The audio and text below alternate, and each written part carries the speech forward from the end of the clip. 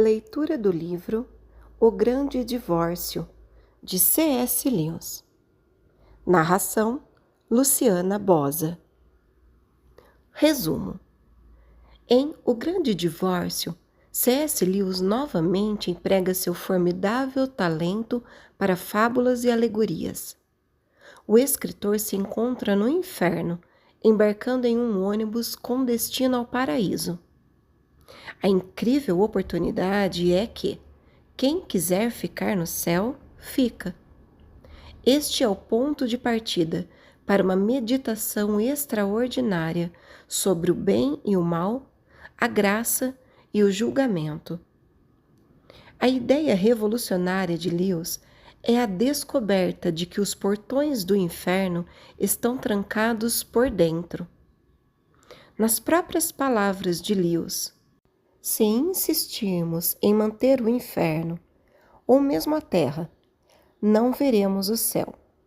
Se aceitarmos o céu, não seremos capazes de reter nem mesmo as menores e mais íntimas lembranças do inferno. Prólogo. Não há escapatória. Não existe céu com um pouco de inferno. Nenhum plano para guardarmos um pouco do diabo em nosso coração, ou em algum lugar escondido. Satanás deve ir embora e, com ele, cada vestígio seu, por menor que seja. George MacDonald. Prefácio. Blake escreveu O Casamento do Céu e do Inferno. Se eu escrevi sobre o seu divórcio, não é por me considerar antagonista à altura de tão grande gênio, nem por ter absoluta certeza do que Blake queria dizer. De certa forma, porém, a tentativa de realizar esse matrimônio é perene, baseada na crença de que a realidade nunca nos apresenta absolutos inevitáveis de uma coisa ou outra. De que, com habilidade, paciência e, acima de tudo, tempos suficientes, uma forma de abranger ambas as alternativas sempre pode ser encontrada. De que meros desenvolvimentos, ajustes ou refinamentos de alguma forma transformarão o mal em bem, sem que, necessariamente, sejamos chamados a uma rejeição total e completa de qualquer coisa que desejamos conservar. Acredito que essa crença seja um erro desastroso. Não podemos levar conosco toda a nossa bagagem em todas as viagens que fazemos. Em certas jornadas, mesmo nossa mão direita ou nosso olho direito devem estar entre as coisas que temos de abandonar. Não vivemos em um mundo onde todas as estradas correspondem a raios de um círculo, onde todas, se trilhadas com a devida perseverança, se aproximarão cada vez mais do centro e finalmente se encontrarão. Na verdade, vivemos em um mundo em que cada estrada, após alguns quilômetros, se divide em duas, cada qual se ramificando em outras duas, e em cada bifurcação devemos tomar uma decisão. Mesmo em termos biológicos, a vida não é como um rio, mas como uma árvore. Ela não se move em direção à unidade, mas para longe dela, na medida em que as criaturas se distanciam cada vez mais umas das outras, ao crescerem rumo à perfeição. O bem, ao amadurecer, distingue-se cada vez mais, não apenas do mal, mas também de outras formas de bem. Não penso que todos que escolhem caminhos errados perecem, mas acho que seu resgate consiste no retorno à estrada certa. Podemos consertar uma soma, mas só repassando o cálculo e continuando a partir do ponto em que erramos, nunca apenas prosseguindo. O mal pode ser desfeito, mas não se transformar em bem. O tempo não cura o mal. O encanto deve ser desfeito, ponto por ponto, com murmúrios de um poder desatador retroativo. Nota de rodapé. Citação de Comus, de John Milton. Lewis se refere à anulação de um encanto quando pronunciado de trás para frente. Todas as notas são do tradutor, a não ser que indicadas. Fim da nota. Do contrário, não terá o efeito desejado. Ainda temos de optar por uma coisa ou outra. Se insistirmos em manter o inferno ou mesmo a terra, não veremos o céu.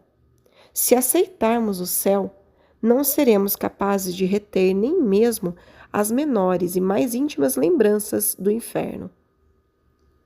Para mim, qualquer um que alcançar o céu descobrirá que aquilo que abandonou, mesmo que tenha arrancado o olho direito, não foi perdido. Que a essência daquilo que realmente buscava, mesmo em seus desejos mais depravados, estará lá, além de qualquer expectativa, aguardando por ele nos países altos. Nesse sentido, aqueles que completaram a jornada, e não os outros, poderão dizer com sinceridade que o bem é tudo e que o céu está por toda parte. No entanto, nós, que não concluímos a viagem, não devemos tentar antecipar essa visão retrospectiva.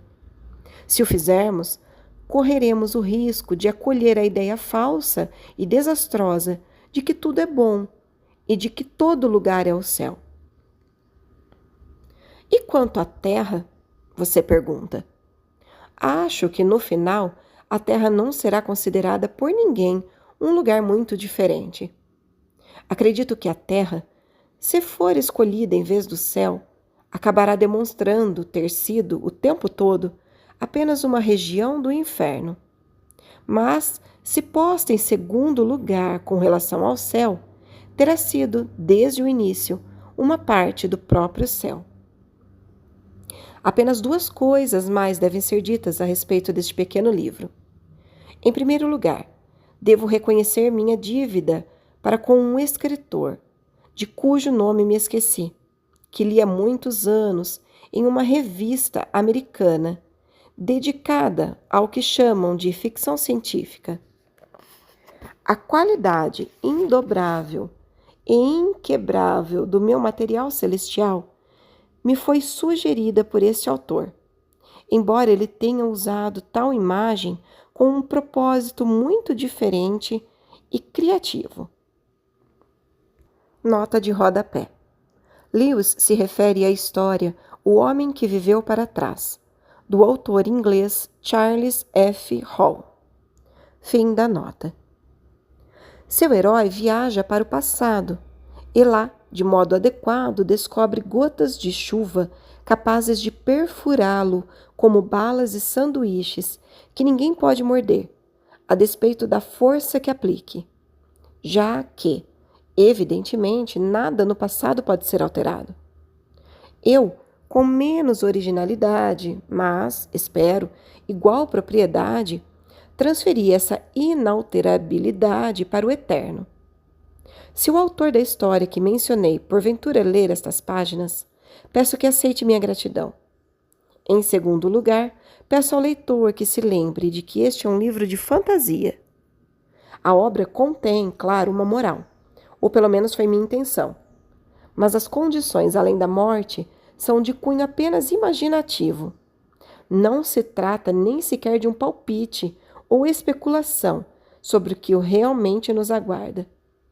Não quero de jeito nenhum despertar uma curiosidade fatual acerca de detalhes da vida após a morte.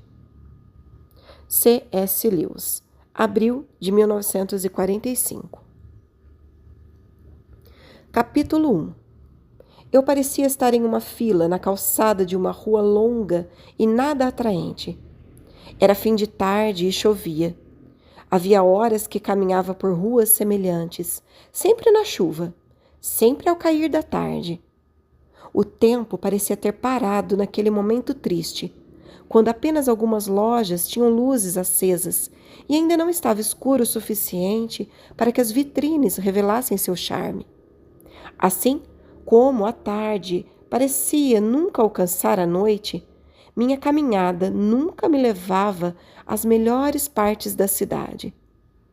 A despeito de quanto eu caminhasse, tudo o que encontrava eram pensões sujas, pequenas tabacarias, painéis com pôsteres rasgados, armazéns sem janelas, estações de carga sem trens e livrarias do tipo que vende títulos como As Obras Completas de Aristóteles.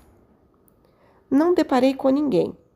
Exceto pela aglomeração no ponto de ônibus, toda a cidade parecia deserta.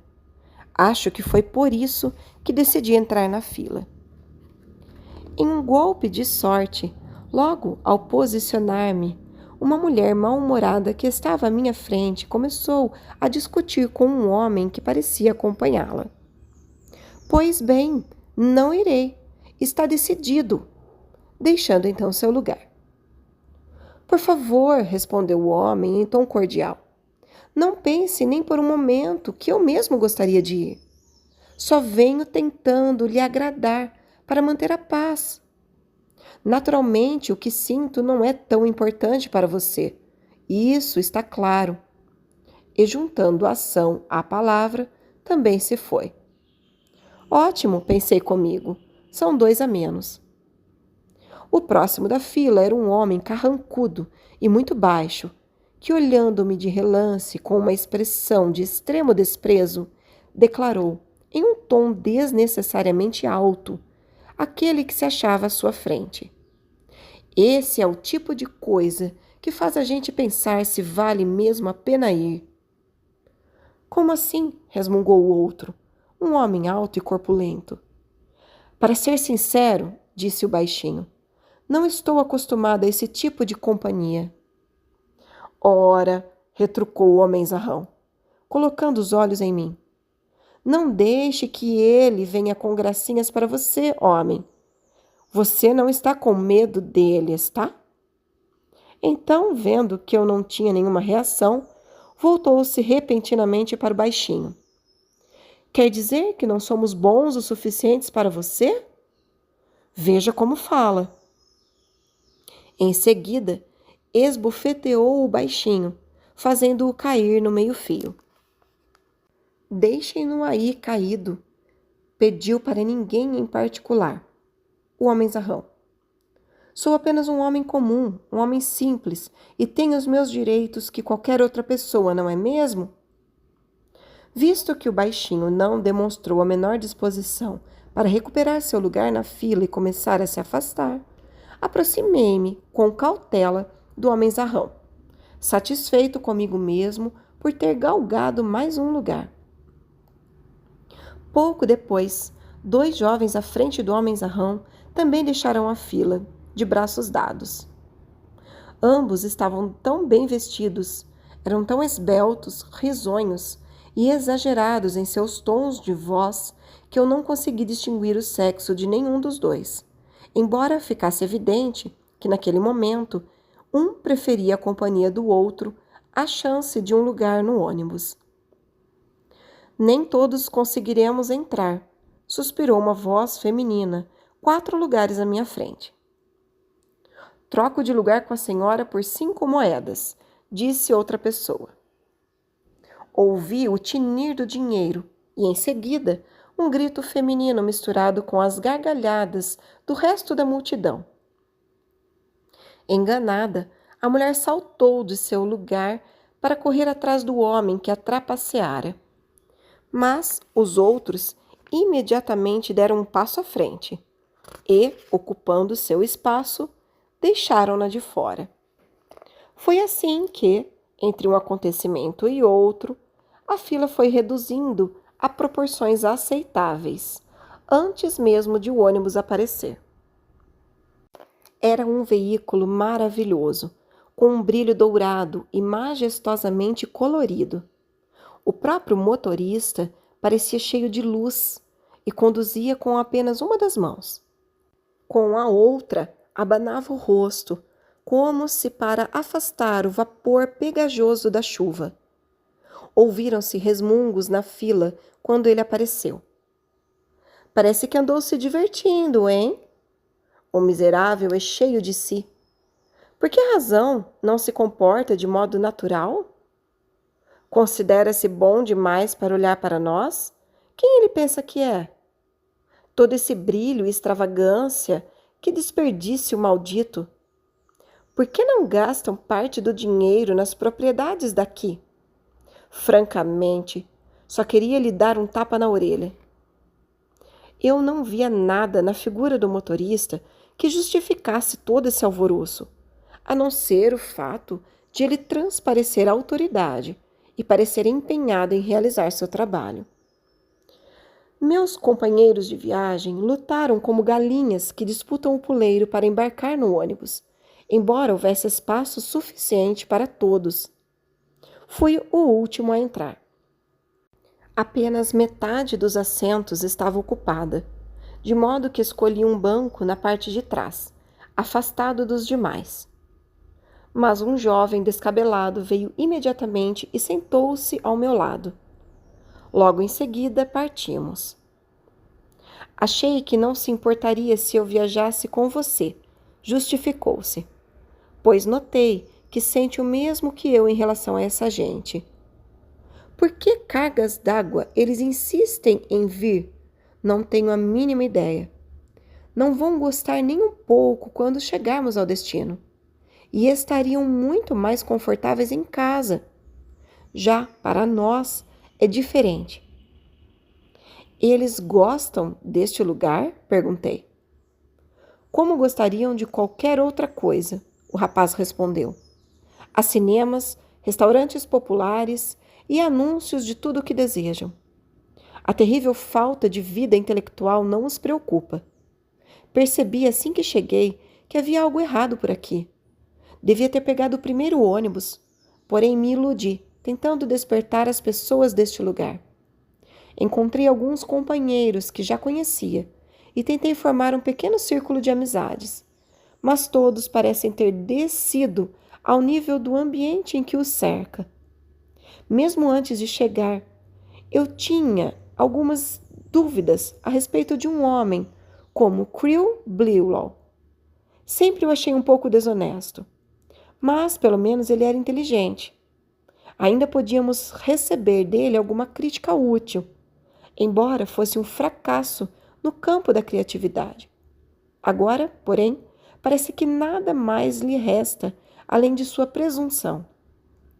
Da última vez que tentei ler para ele algumas coisas que escrevi, mas espere um minuto, você pode ver por si próprio.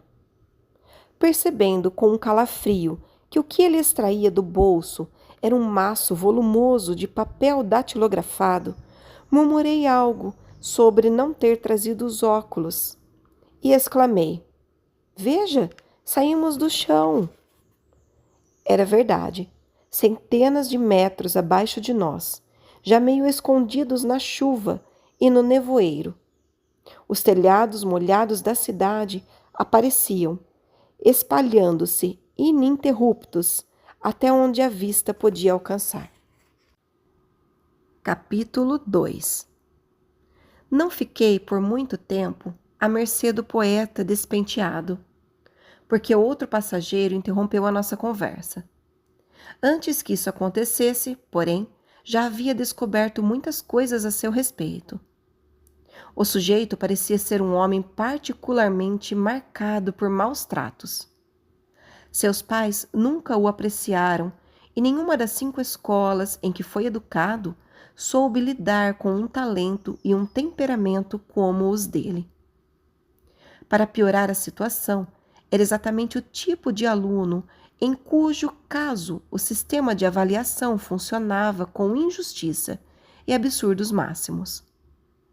Foi somente ao chegar à universidade que o rapaz começou a reconhecer que todos esses desrespeitos não acontecem por acaso, mas são resultado inevitável do nosso sistema econômico. O capitalismo não apenas escravizou trabalhadores, mas também viciou o gosto e vulgarizou o intelecto. Daí, o nosso sistema educacional e a falta de reconhecimento dos novos gênios. Essa descoberta fez dele um comunista. Entretanto, com o advento da guerra e a aliança da Rússia com governos capitalistas, ele se viu mais uma vez isolado e forçado a se tornar um objetor consciente. O poeta confessou que as indignidades que sofreu nessa fase de sua carreira o amarguraram. Concluiu que poderia servir melhor à causa indo para os Estados Unidos. Contudo, os Estados Unidos também entraram na guerra. Foi a essa altura que, de repente, ele passou a considerar a Suécia o lar de uma arte realmente nova e radical. Mas os vários opressores não lhe facilitaram a partida para o novo país. O homem passou por problemas financeiros. Seu pai, que nunca havia progredido além da mais atroz complacência mental e presunção da época vitoriana, provia-lhe uma mesada ridiculamente inadequada. Além do mais, ele também fora muito maltratado por uma moça. No início, a considerara uma pessoa realmente civilizada e madura. Mas com o tempo, ela inesperadamente se revelou alguém de preconceitos burgueses e instintos monogâmicos. Ciúme e possessividade, particularmente, eram qualidades que ele detestava. Ao final, a moça se demonstrou mesquinha até com respeito ao dinheiro. Foi a última gota. Sua decisão foi pular embaixo de um trem. Estremeci, mas ele nem notou. Mesmo assim, prosseguiu. A má sorte continuou a persegui-lo. Fora enviado para a cidade cinzenta, mas é claro que se tratava de um engano. Eu descobriria, ele me garantiu, que todos os outros passageiros retornariam comigo na viagem de volta. Todos, menos ele. Estava seguro de que se dirigia a um lugar onde seu espírito crítico e refinado finalmente deixaria de se ultrajar com um ambiente hostil. Um lugar onde encontraria reconhecimento e apreciação. Enquanto isso, por eu estar sem os óculos, ouviria sua leitura da passagem sobre a qual Creel Blewell se mostrara tão insensível. Foi justamente nesse ponto que fomos interrompidos. Uma das brigas que fervilhavam no ônibus transbordou e, por um momento, houve grande desordem. Facas foram sacadas e pistolas disparadas, mas tudo pareceu estranhamente inócuo. Ao acabar, vi-me ileso, embora em um assento diferente, e com um novo companheiro. O homem parecia inteligente. Tinha um nariz bulboso e usava um chapéu coco. Olhei pela janela. Estávamos voando tão alto que tudo abaixo de nós se tornara inexpressivo. Entretanto, não vi campos, rios ou montanhas, e tive a impressão de que a cidade cinzenta ainda preenchia todo o campo de visão. Parece o espectro de uma cidade, arrisquei-me. E é isso que não consigo entender. As partes que visitei estavam tão vazias. Será que antes havia uma população maior? Não mesmo, respondeu meu novo companheiro. O problema é que são muito briguentos. Assim que alguém chega, instala-se em alguma rua, mas antes das primeiras 24 horas, discute com o vizinho.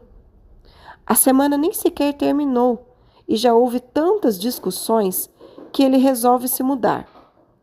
Talvez encontre a próxima rua vazia, porque todos já brigaram com os vizinhos e se mudaram. Nesse caso, o novo morador se instala. Se a rua está cheia, vai mais para longe.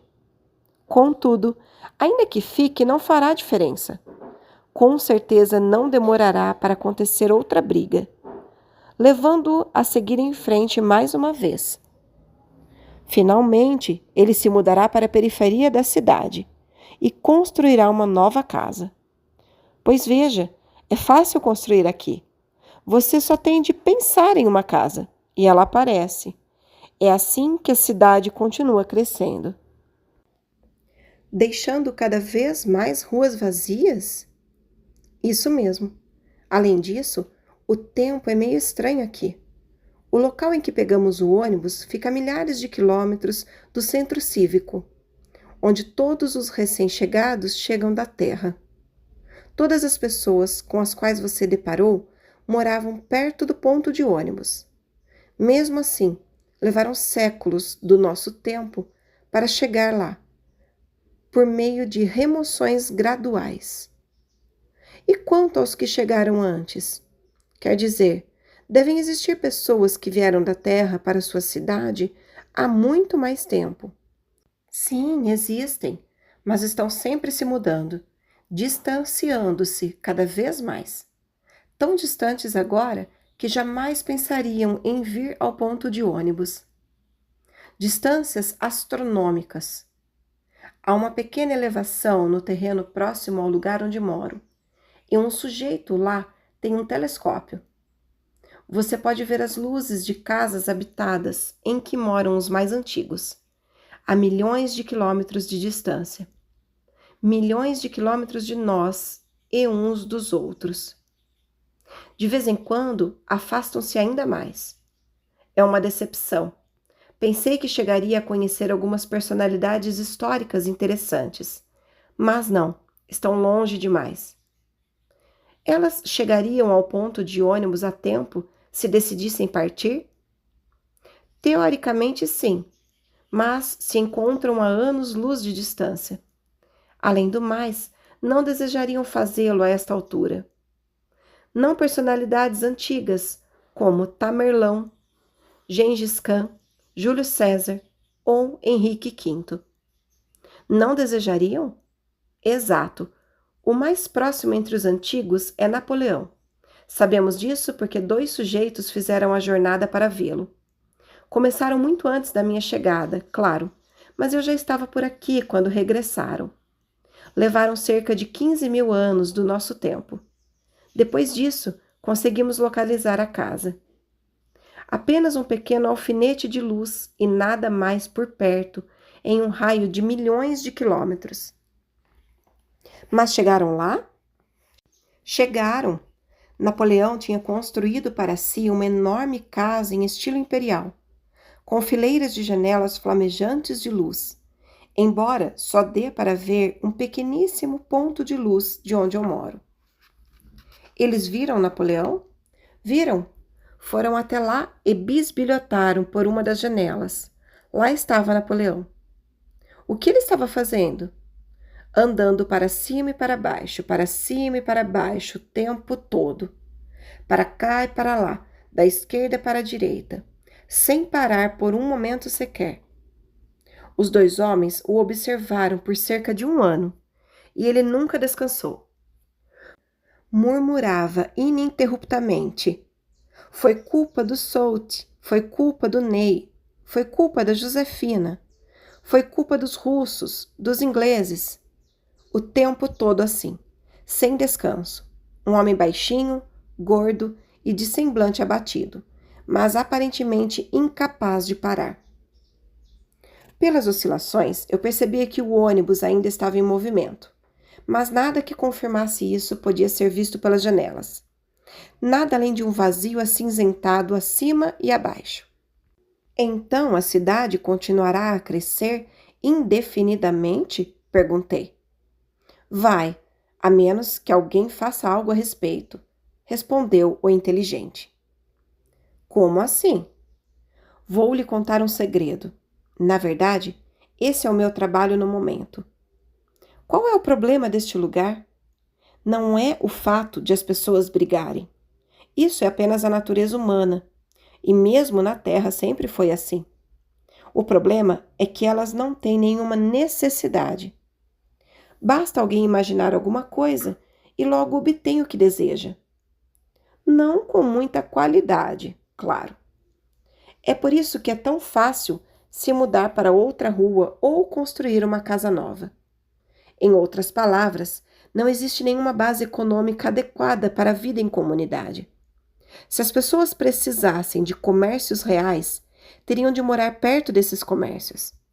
Se precisassem de casas reais, seriam obrigadas a morar próxima de construtores. É a escassez que possibilita a existência de uma sociedade. E é precisamente aqui que eu entro. Não faço essa viagem por razões de saúde. Na verdade, acho que não me adaptaria à vida lá em cima. No entanto, se pudesse retornar com alguma mercadoria real, qualquer coisa que alguém pudesse realmente morder, beber ou usar para se apoiar, não demoraria para que nascesse uma demanda na nossa cidade. Eu abriria um pequeno negócio e teria algo para vender. Não levaria muito tempo para que pessoas viessem morar por perto.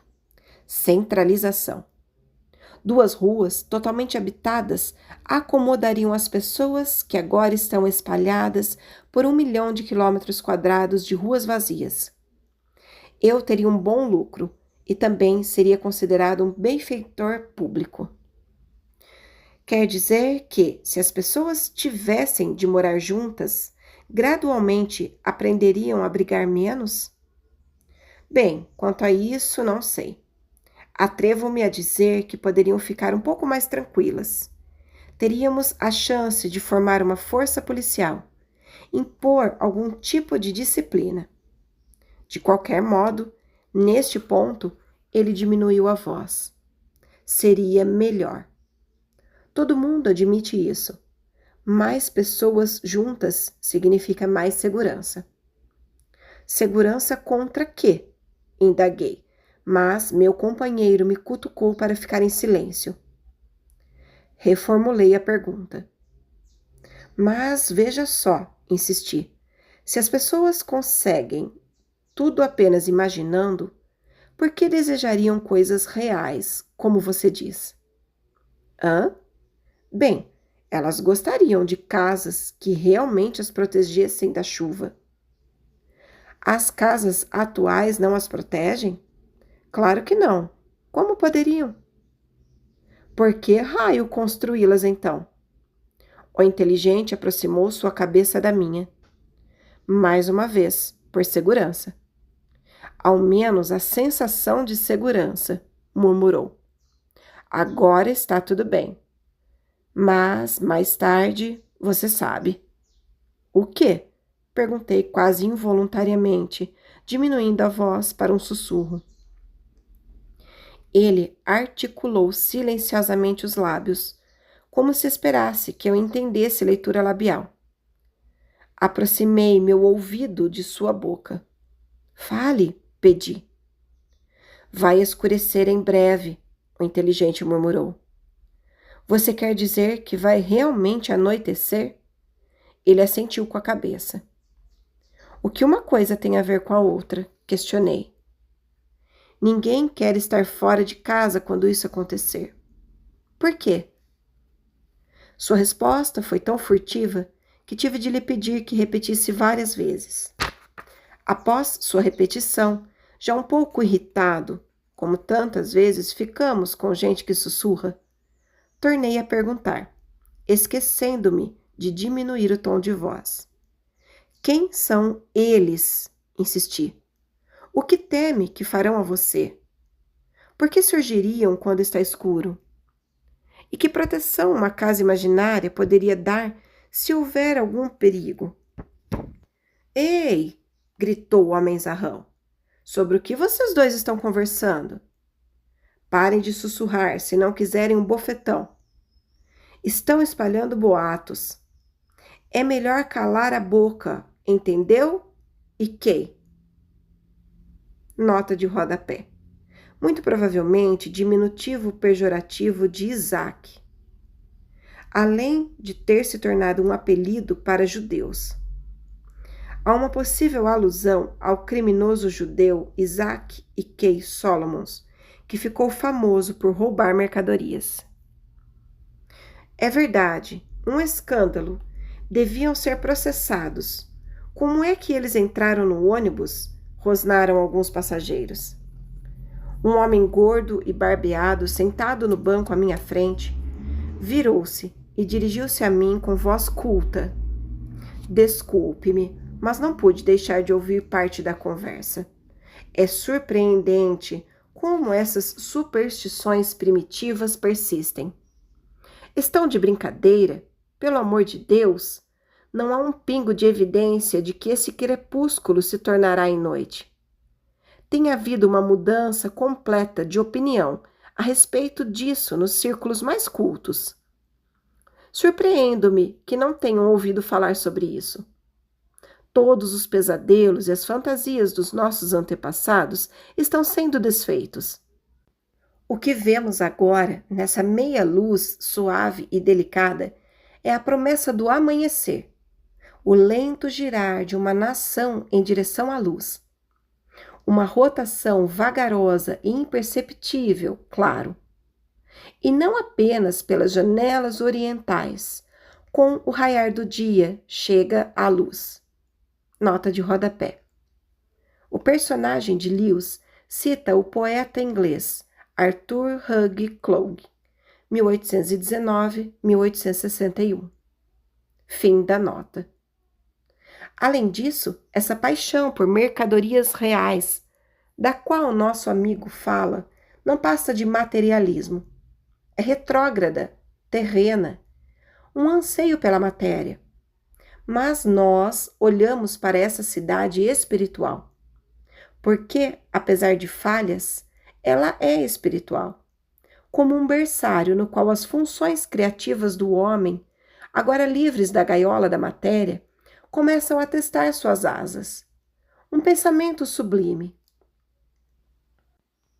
Horas depois, ocorreu uma mudança. A luz começou a aumentar no ônibus.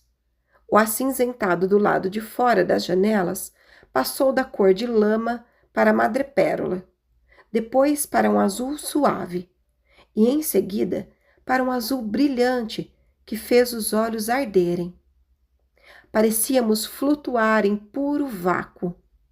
Não havia terras, nem sol, nem estrelas à vista. Apenas o abismo radiante. Abri a janela ao meu lado. Um delicioso frescor entrou por um segundo. E então... Que diabos está fazendo? Gritou o inteligente, inclinando-se bruscamente por cima de mim e fechando a janela. Quer matar todos de frio? Dê-lhe uma bofetada, exigiu o homenzarrão. Olhei ao meu redor. Embora janelas e cortinas estivessem fechadas, o ônibus transbordava de luz. Era uma claridade cruel. Estremeci diante dos rostos e das formas que me cercavam. Eram todos rostos fixos, cheios não de possibilidades, mas de impossibilidades. Alguns eram magros, outros inchados. Uns olhavam ao redor com ferocidade idiota. Outros estavam irremediavelmente afogados em sonhos. Mas todos, de uma forma ou de outra, eram desfigurados e apagados. Havia a sensação de que podiam se desfazer em pedaços a qualquer momento, se a luz ficasse mais forte. Então, havia um espelho na extremidade traseira do ônibus. Enxerguei o meu próprio rosto e a luz continuou a aumentar.